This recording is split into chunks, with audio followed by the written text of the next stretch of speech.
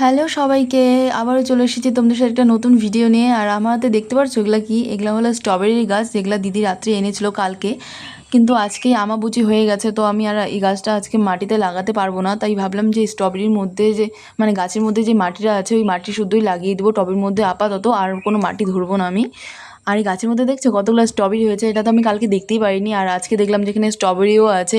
আর দেখতে এগুলো কত কিউট লাগছে না? জানি না এগুলো বড় হবে কিনা, কিন্তু দেখা যাক কি হয়। আর দেখতে পাচ্ছ এখানে কতগুলো ব্রাঞ্চ বের হয়েছে, আর এগুলো কত সুন্দর লাগছে। আর এই স্ট্রবেরি গাছের সাথে দিদি কয়েকটা পর্তুলিকার গাছও ফ্রি পেয়েছে, মানে সবকটা পর্তুলিকা ছিল না, 2-3টা পর্তুলিকা ছিল, আর বাকি কী গাছ আমি ঠিক নাম জানি না।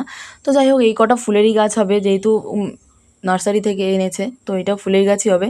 যেহেতু এখন মাটি ধরা যাবে না, তাই ভাবলাম এগুলো আমি বালির মধ্যে লাগিয়ে দিই। আর এই বালির মধ্যে অলরেডি আমি অনেক গাছ লাগিয়ে রেখেছি, তো এই ভাবলাম এই গাছগুলো আমি এখানেই লাগিয়ে দিই। জানি না হবে কি না, দেখা যাক কী হয়।